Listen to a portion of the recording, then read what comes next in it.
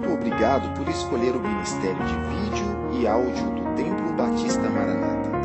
Depois de ouvir esta mensagem, visite o nosso site www.tbm.org.br. Nossa igreja oferece discipulado cristão, instituto bíblico e muitas oportunidades para o seu crescimento espiritual. Que Deus o abençoe. Maranata, ora vem, Senhor Jesus. Oséias capítulo 6, verso 3. A palavra de Deus assim diz: Então conheçamos e prossigamos em conhecer ao Senhor, a sua saída como a alva é certa, e ele a nós virá como chuva serôdia que rega a terra. Então conheçamos e prossigamos em conhecer ao Senhor.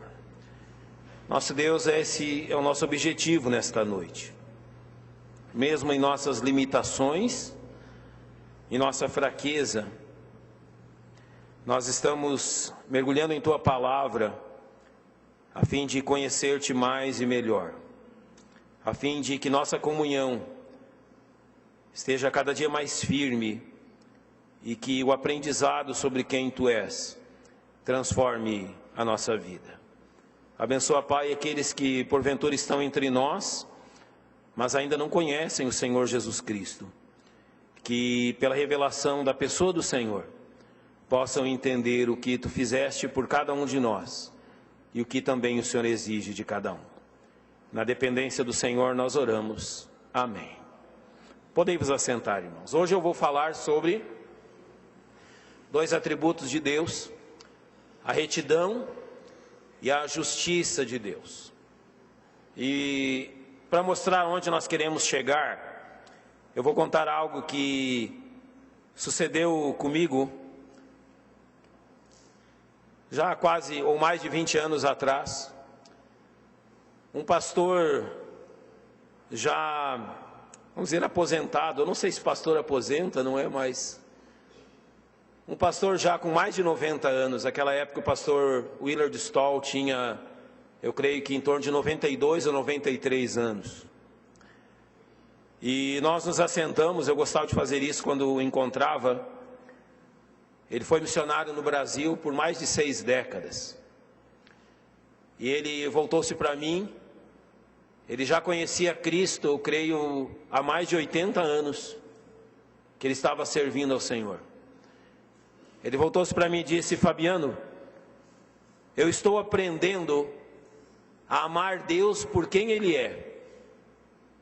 Eu, na minha juventude, ainda pensei: uai, um homem que está andando há 80 anos junto com o Senhor, que o serviu de forma tão abundante nas últimas décadas, o que ele quer dizer com isso? Então ele foi me explicando e dizendo: há muitos anos, quando eu conhecia Cristo, eu amava a Deus por aquilo que Deus tinha feito por mim. Então eu adorava porque Ele havia enviado o Senhor Jesus Cristo para morrer em meu lugar. Foi Ele que me deu a vida, foi Ele que me deu minha esposa, meus filhos, foi Ele que deu a proteção e o alimento de todos os dias. Então eu, no princípio da minha vida cristã, amava meu Deus pelas coisas que Ele fazia por mim e que Ele faz por mim.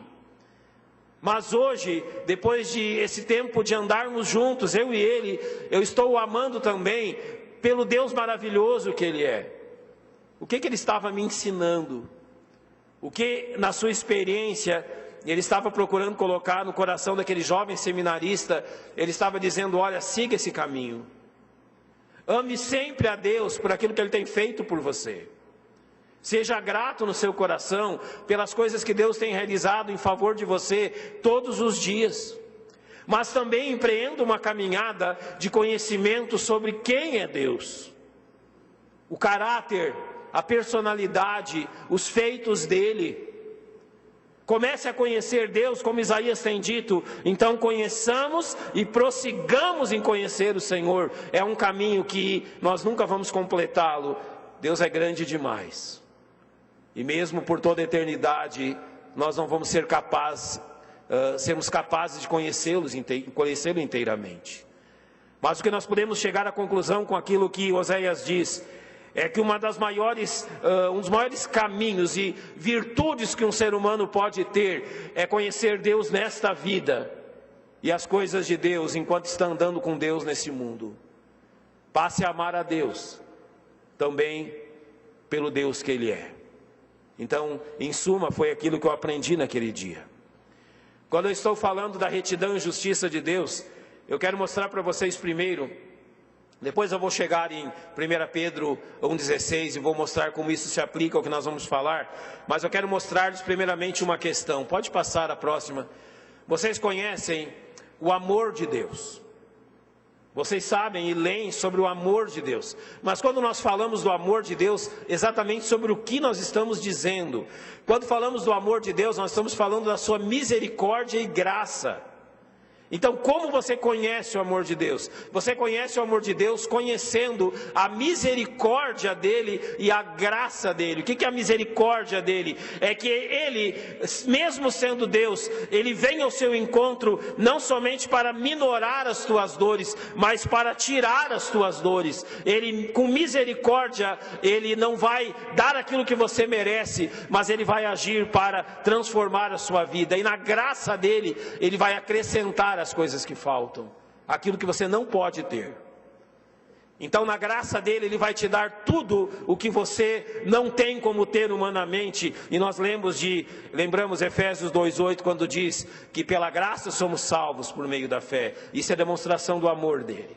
Agora nós vamos olhar o mesmo lado disso, mas de uma outra forma. Pode passar. Quando nós falamos da santidade de Deus, nós estamos falando da retidão e da justiça dele. Então eu estou fazendo isso para vocês notarem como essas coisas se manifestam. Falamos do amor, misericórdia e graça. Falamos da santidade, sede santos porque eu sou santo. Quando falamos da santidade, nós falamos de duas coisas específicas. A santidade de Deus se manifesta através de retidão e justiça. Então é disso que vamos falar hoje. Esta retidão e essa justiça são manifestações da santidade do nosso Deus. O que nós falamos quando queremos dizer sobre retidão? Retidão de Deus, no caso de Deus, é a imposição de leis e exigências retas. Notem que Salmo 145:17 diz que justo é o Senhor em todos os seus caminhos e santo em todas as suas obras. Ou seja, esse justo é o Senhor em todos os seus caminhos quer dizer que Ele é justo, Ele é reto em todas as exigências que Ele faz. Nunca olhe para Deus como se nós estivéssemos tratando de um Deus que precisa ser, vamos dizer, mimado pelas coisas que nós somos capazes de fazer. Deus, Ele é justo, e na sua justiça Ele é reto, e tudo aquilo que Deus exige é certo. Nenhuma exigência de Deus, eu vou usar a palavra esdrúxula, nenhuma exigência de Deus não tem razão. Tudo que Deus pede de você é reto, é o melhor.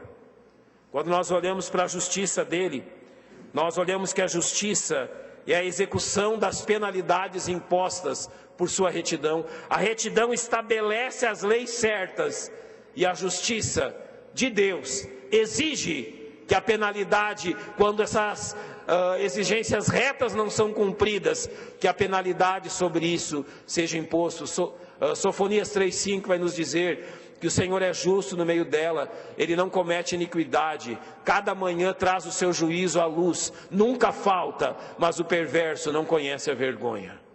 Então Deus, Ele é reto e justo, e todas as exigências dEle são certas. Ele não exige nada por capricho ou por orgulho, mas por base na sua retidão.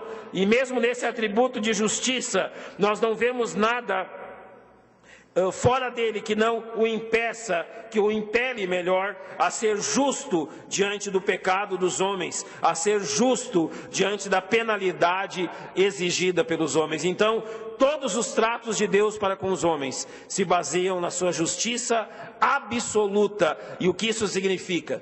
Que não há a menor possibilidade de Deus julgar um homem injustamente. Deus está certo em todos os seus juízos.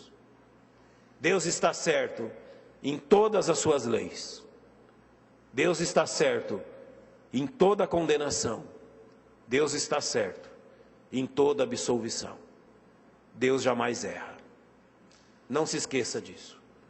Deus é justo e reto, e tudo que vier dele manifestará isso. Mas para que nós possamos compreender como isso se dá, eu vou colocar diante de vocês 6 questões práticas que demonstram como Deus é justo e reto, e como essa justiça dele e essa retidão dele demonstram o caráter dele.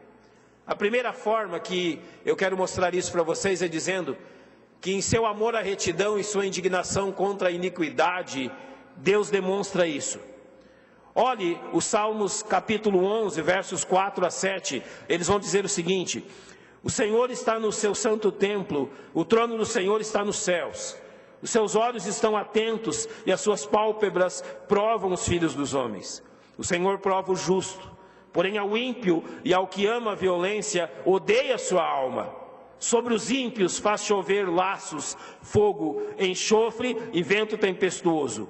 Isso será a porção do seu copo. Então o texto diz: porque o Senhor é justo e ama a justiça, e o seu rosto olha para os retos. Eu vou tentar mostrar para você o que esses versos estão ensinando, e tentar mostrá-lo como as pessoas se enganam a respeito do caráter de Deus e de quem Deus é. A grande maioria das pessoas, eles querem enxergar um Deus que é bondoso. Deus é bom, irmãos? Sem dúvida, Deus é bom. Glória a Deus por isso. Deus é bom em todo o tempo. Mas notem que o problema aqui é que as pessoas querem enxergar a Deus apenas como um Deus bom. Você sabe o que acontece quando existe apenas bondade sem severidade? Bondade e severidade são os elementos de um caráter perfeito, mesmo não só em Deus, mas em nós também. Sem bondade, o caráter se torna duro e inflexível. Então, quando há um desequilíbrio na bondade e na severidade, quando há mais severidade do que bondade, o caráter da pessoa se torna inflexível, duro, legalista. Qual o contrário disso? Sem severidade, a bondade degenera em fraqueza, naquela flexibilidade moral que leva a pessoa a ser conhecida apenas como boazinha, a ceder com facilidade diante do pecado. Então, em um caráter perfeito, a severidade e a bondade são mantidos em equilíbrio. Sabe qual é o problema das pessoas? Elas querem enxergar apenas a bondade de Deus, e elas não querem enxergar a severidade de Deus. Se Deus apenas fosse bondoso, isso não nos ajudaria em nada. Nós somos abençoados porque Deus é o mesmo tanto bondoso e o mesmo tanto severo. Deus é severo? Sim, Deus é severo. Ele não deixa passar o pecado. Ele não deixa que o pecado passe sem condenação.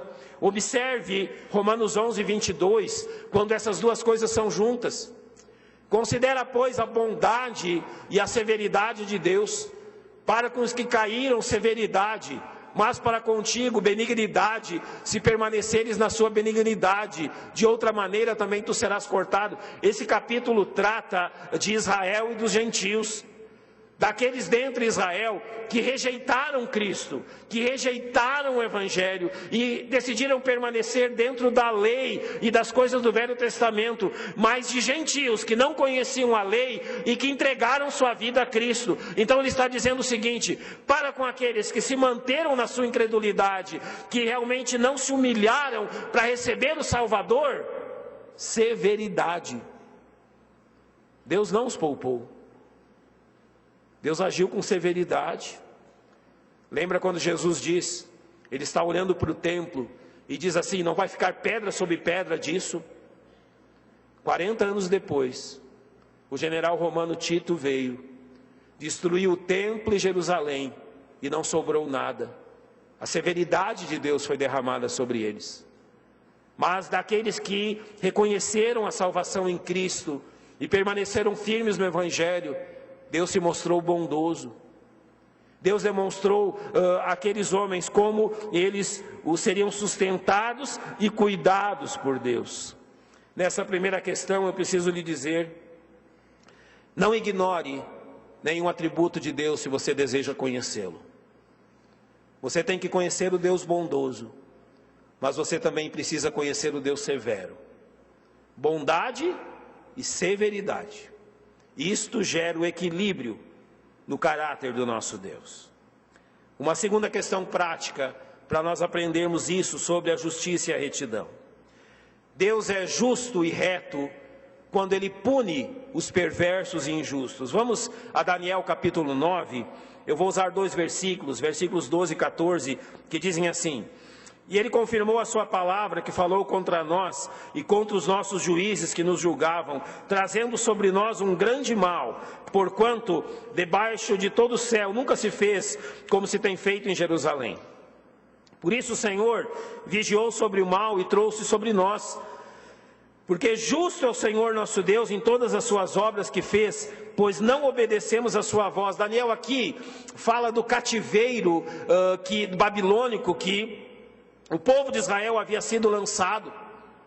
Ele está dizendo, olha, quando Deus os lançou para o cativeiro, 70 anos fora da terra, Ele lançou o seu povo nas mãos de um povo terrível. Nabucodonosor e os babilônicos destruíram Jerusalém em 586 a.C., levaram cativos muitos, entre eles Daniel, e destruíram a cidade, os muros, o país todo se tornou realmente numa catástrofe. E Daniel, quando olha para isso, diz o seguinte: porque justo é o Senhor em todas as suas obras. Você consegue enxergar que Deus é justo quando castiga o pecado dos homens? Você consegue perceber que Deus está fazendo aquilo que a santidade dele obriga, quando ele castiga o pecado dos homens? A lei, ela é obrigada a punir o transgressor, tanto quanto o transgressor é obrigado a cumprir a lei. E a necessidade de penalidade é tão grande como a necessidade de obediência. Então, a obrigatoriedade da punição aos pecadores permitiu a Deus justificá-los quando ofereceu o seu próprio Filho sobre a cruz. Nós aprendemos 2 coisas sobre Deus e sobre a exigência da sua justiça em punir os pecadores. Mesmo que Deus seja pela sua santidade, obrigado a punir o pecador, entenda isso, a santidade de Deus o obriga a punir o pecador. Mesmo assim, 2 Pedro 3,9 vai dizer o seguinte: o Senhor não retarda a sua promessa, ainda que alguns a tenham por tardia, mas é longânimo, é paciente para conosco, não querendo que alguns se percam, senão que todos venham a arrepender-se. Mesmo que a santidade de Deus o obrigue a punir o pecador, Ele faz isso dando oportunidade para que o pecador se arrependa das suas atitudes. Ezequiel 33:11 vai dizer: vivo eu, diz o Senhor, que não tenho prazer na morte do ímpio, mas em que o ímpio se converta do seu caminho e viva. Deus é justo em condenar pecadores ao inferno? Sim. Deus é plenamente justo. Nada contraria, não há nenhuma contrariedade nisso. Há um livro cujo título é o seguinte: como pode um Deus de amor lançar homens no inferno? Como pode? Pela sua retidão e justiça. Sim, Deus é justo quando condena o ser humano, e nós vimos isso na escola dominical desta manhã, enquanto estudávamos o capítulo 1 de Romanos. Agora, Deus tem prazer nisso? Não. Deus não tem prazer na morte do ímpio. Deus é paciente com o ímpio. Apesar dos homens o desafiarem, dos homens zombarem do nome de Deus, Deus não se abala. Ele quer que esses homens cheguem ao arrependimento. Mas quando Deus os condena, Deus é plenamente justo. A terceira questão que eu quero mostrar aos irmãos: a retidão e justiça de Deus é demonstrada no perdão dos pecados do crente. a favor de quem Cristo fez expiação. Olha só o que diz 1 João 9. Se confessarmos os nossos pecados, Ele é fiel e justo para nos perdoar os pecados e nos purificar de toda injustiça. Esse é um exemplo clássico de como nós podemos entender a justiça e a retidão de Deus. E eu vou seguir um raciocínio que eu creio que vai levar-nos todos a compreendermos isso. Você já perdoou alguém? Eu espero que já, uai. Né? Perdão é importantíssimo. Como que funciona o nosso perdão, gente? Vamos dizer, eu ofendo um de vocês. Obrigatoriamente eu preciso ir até você e pedir perdão por isso que eu fiz. Mas qual é a base do perdão entre nós? Nós conversamos, algumas vezes explicamos, algumas vezes nem justificamos, apenas dizemos, olha, foi um erro. E falamos uns aos outros, não é? Olha, não vamos fazer com que isso impeça a nossa comunhão, com que isso nos divida. Olha, aconteceu, vamos deixar no passado, está tudo bem, vamos construir a nossa comunhão a partir daqui. Vamos esquecer o que aconteceu e isso não vai nos ferir mais. Qual é o erro que nós caímos nisso? É o erro de pensar que Deus nos perdoa com base nisso também. É como se Deus fizesse mais ou menos o seguinte: olha, vamos esquecer todos os seus pecados contra mim, vamos esquecer a sua rebelião contra mim, vamos esquecer o seu escárnio, as coisas que você fez para me ofender, vamos deixar tudo isso no passado como se jamais tivesse existido. Não. Sabe o que impede Deus de fazer isso? A sua justiça. A sua retidão mostrou que existem regras claras e objetivas. Deus deve ser honrado e temido. O homem se rebela e zomba de Deus. Então entra em foco a justiça de Deus, que diz que o homem rebelde precisa pagar com a sua própria vida a sua rebelião. Então aqui entra uma questão sobre o perdão, que é uma exigência da justiça de Deus. Deus não pode, não é que Ele não queira, Ele não pode perdoar nenhuma pessoa se o pecado não receber a devida pena. A não ser que o pecado receba a pena, Deus não pode perdoar absolutamente ninguém. Então entra a demonstração de como Deus é sábio. O que Deus fez na cruz através de Jesus, irmãos? A Bíblia diz que os nossos pecados foram lançados sobre Ele. A morte que era para nós foi lançada sobre quem? Sobre Jesus Cristo na cruz do Calvário. Por quais pecados Jesus morreu? Pelos meus. Ele morreu pelos meus pecados. Aquela cruz era destinada a quem? A mim, era eu que a merecia. Mas Jesus morreu em meu lugar, como meu substituto. Nós falamos que isso é uma morte vicária, por nós e por nossos pecados. Então Jesus na cruz, Ele pagou o preço dos nossos pecados. Qual é a certeza que temos que este preço foi aceito? Paulo vai dizer que Ele morreu pelos nossos pecados, mas ressuscitou pela nossa justificação. Você já deu um recibo a alguém dizendo, a dívida está paga? Você já assinou um recibo? Sabe o que é a ressurreição de Cristo? É a assinatura de Deus, que Jesus Cristo pagou na cruz todos os nossos pecados, e que Deus aceitou esse pagamento. Sabe por que Deus nos perdoa? Não é porque Ele é bonzinho, é porque Ele é justo, e porque Jesus na cruz sofreu o castigo completo sobre o meu pecado. E pelo fato do pecado ter sido castigado nele, é que Deus pode me dar o perdão. O perdão que eu recebo é porque o preço do pecado foi completamente pago. Por que você vai para o céu? Porque você creu? Não. Porque Jesus morreu na cruz. Tenha em mente isso. Então a justiça de Deus fica estabelecida no perdão dos nossos pecados. Em quarto lugar, no cumprimento da sua palavra e das suas promessas a nós, seus filhos. Olha só o que Neemias vai dizer. Neemias capítulo 9, versos 7 e 8. Tu és o Senhor, o Deus, que elegeste Abrão e o tiraste de Ur dos Caldeus, e lhe fizeste por nome Abraão.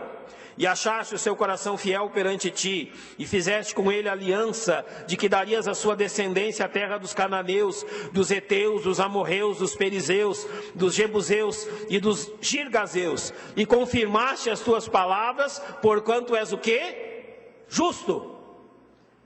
Porque Deus cumpre as suas promessas para nós. 2 Coríntios 1:20 diz: porque todas quantas promessas há de Deus, são nele sim. O que ele está dizendo com isso?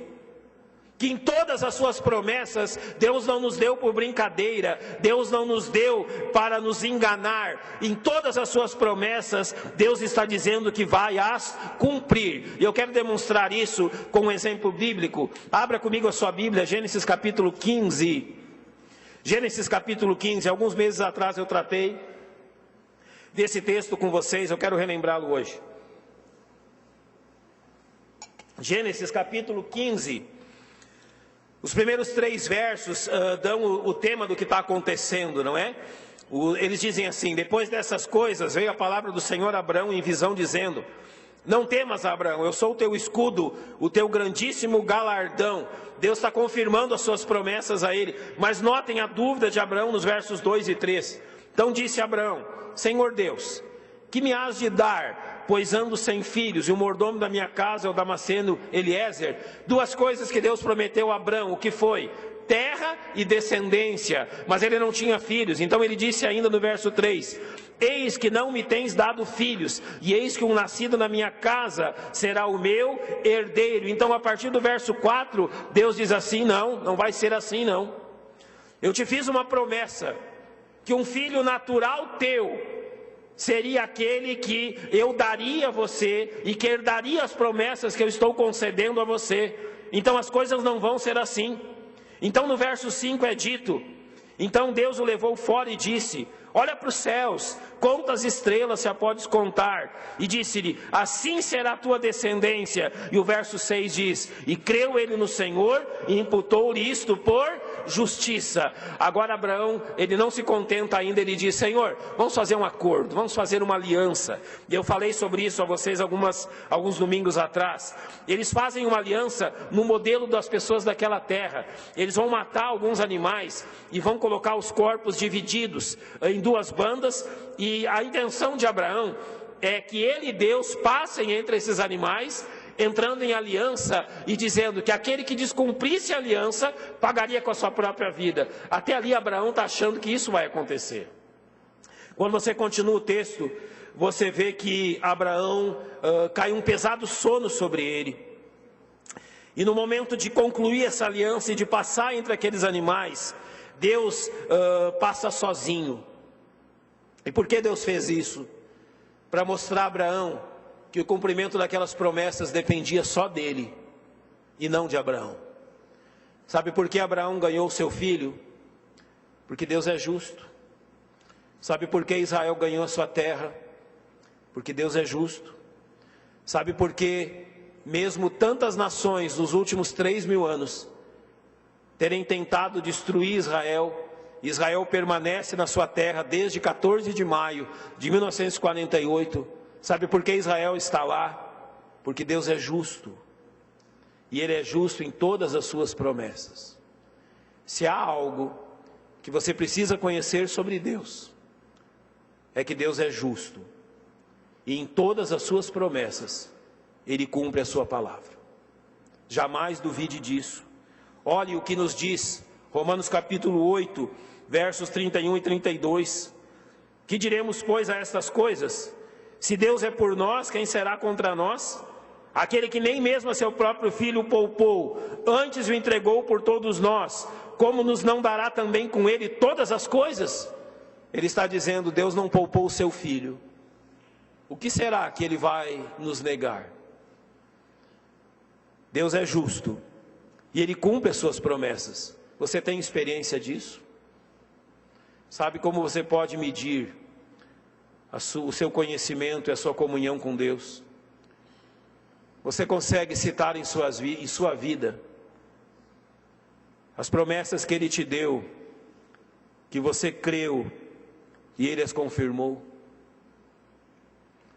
Você consegue lembrar de quantas vezes você não tinha saída e Deus deu a resposta? Ele não deu isso porque você é bom. Ele não fez isso porque você merece, nem eu. Ele não fez isso porque você tem méritos. Ele fez isso apesar de que eu e você não merecemos absolutamente nada. É por isso que Ele é justo. Ninguém merece e Ele concede a todos. É por isso que Ele é assim. Uma quinta questão. Hebreus capítulo 6, verso 10 vai dizer o seguinte: porque Deus não é injusto para se esquecer da vossa obra e do trabalho e do amor que para com o seu nome mostrastes, enquanto servistes aos santos e ainda servis. Deus é justo e na sua justiça Ele recompensa os seus filhos. Os irmãos vieram aqui, o irmão Nonato veio e deu testemunho de como Deus tem abençoado o trabalho evangelístico da igreja, do Ministério Tribos de Israel. Sabe por que Deus abençoa? Porque Ele é justo. Ele prometeu derramar a sua bênção sobre o trabalho dos seus servos. Mas há uma coisa aqui que nós não podemos esquecer. Nenhuma criatura tem o direito de reclamar alguma retribuição em questão da sua obediência. Não. Você lembra quando a Bíblia diz que quando nós fizemos tudo o que foi nos mandado fazer, nós ainda somos servos o quê? Diga. Inúteis. Alguns pensam assim, não é? Olha, que versículo desanimador. Porque quando eu fiz tudo que Deus me mandou, eu continuo inútil.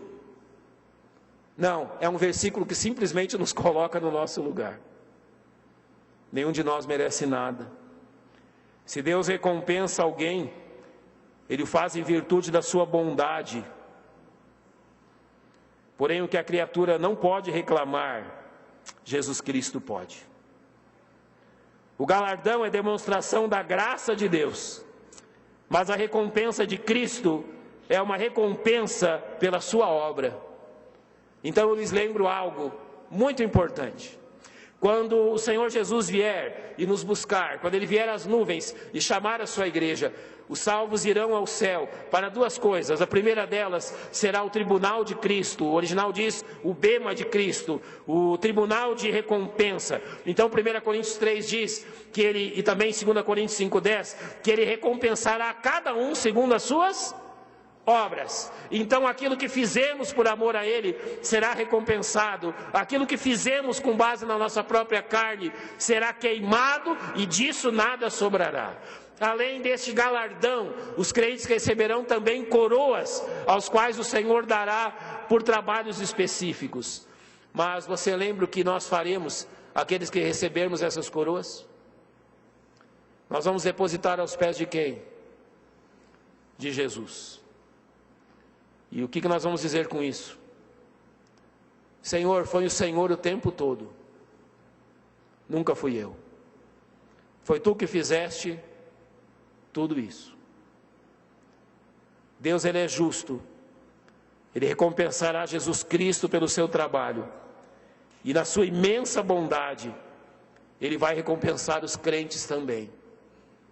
Nós não merecemos, mas Ele fará isso. Ele é muito melhor e bondoso do que nós podemos pensar.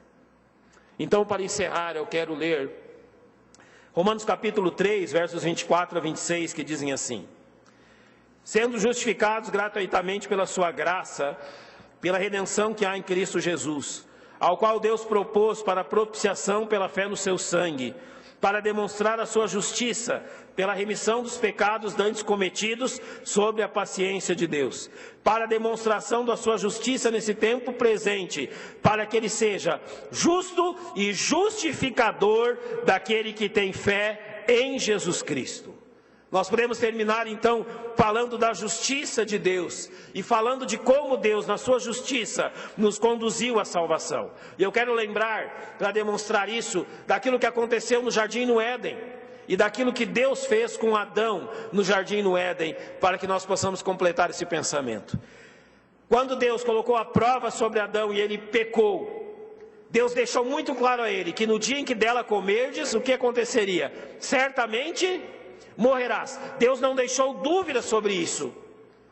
Adão escolheu comer. E o pecado, então, como diz Romanos 5,12, por um só homem entrou o pecado no mundo, e pelo pecado a morte.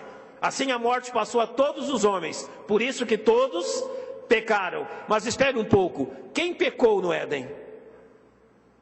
Adão.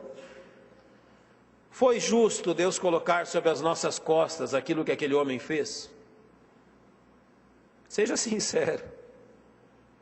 Que responsabilidade você tem? Mas Deus fez isso. Como nosso representante, a culpa de Adão passou a todos nós.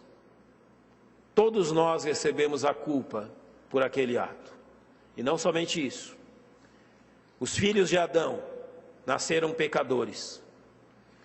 E como todos nós descendemos de Adão, os nossos pais também nasceram pecadores. Geraram a mim e a você pecadores. Nós geramos os nossos filhos pecadores. E pertencemos a uma raça de pecadores. Deus lançou o pecado de um homem sobre todos. Agora nós vamos para a cruz. E nós vamos contemplar aquilo que Deus fez na cruz em Jesus Cristo. Quando Jesus Cristo morre na cruz, por quais pecados nós acabamos de dizer que Ele morreu? Por todos os nossos pecados.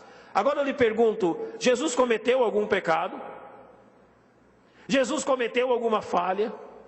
Ele é plenamente santo e separado de tudo aquilo que é pecado. Foi justo Deus ter lançado os nossos pecados sobre Jesus Cristo na cruz? Sim. Sabe por quê? Porque lá em Adão, Ele lançou os pecados de Adão sobre todos nós. Então Ele foi justo de lançar o pecado de todos sobre Jesus Cristo.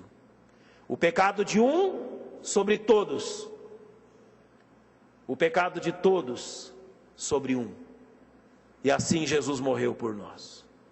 Na plena justiça de Deus, para que Ele seja justo e justificador daquele que tem fé em Jesus. Então nós podemos perguntar assim: é justo que um homem seja salvo, sendo que foi Jesus que morreu naquela cruz? Sim, é justo. Porque Deus enviou o seu Filho, não para que condenasse o mundo, mas para que o mundo fosse salvo por Ele. Sim, é justo, porque naquela cruz, Jesus me representando, pagou o preço do meu pecado e solucionou de uma vez por todas este problema. E além disso, a justiça dele, a justiça que é só dele, é lançado sobre todo aquele que crê. Sabe como chamamos isso? Imputação. E você faz isso constantemente quando faz um depósito no banco.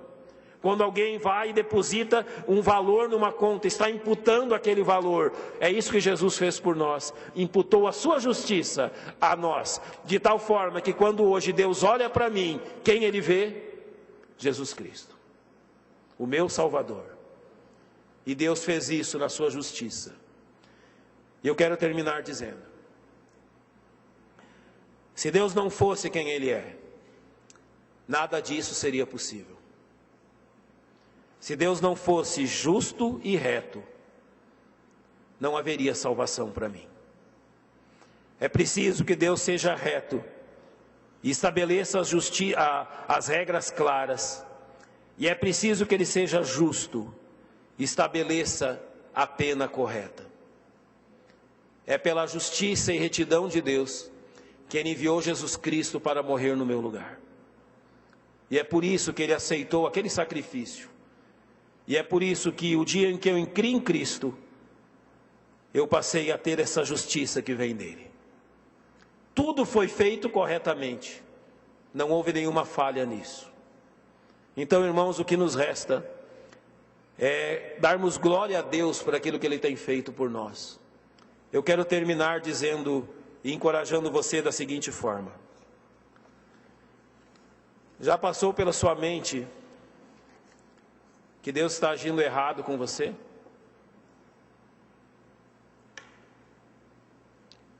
Você conhece alguém que rejeitou Cristo e deixou esse mundo sem crer nele como seu único e suficiente Salvador? Eu conheci pessoas que por aquilo que a Bíblia me diz, estão hoje no inferno. Tiveram a oportunidade de conhecer esse Deus justo e o seu Salvador Jesus Cristo, mas disseram não. Deus é culpado disso? Não. Eles fizeram a escolha deles.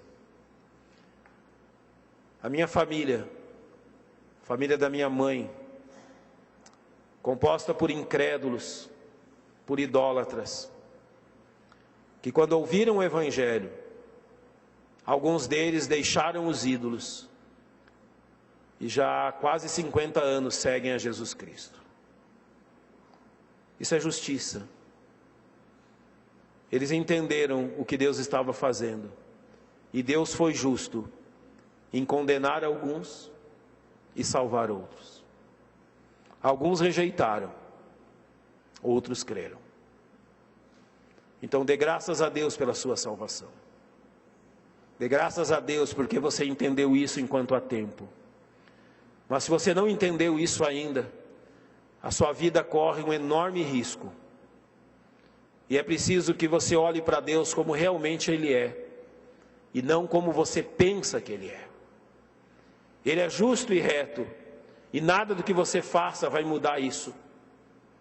Deus é santo, e nada do que você faça vai mexer com isso. Ele é e sempre será, e você precisa entender isso, e se dobrar diante disso.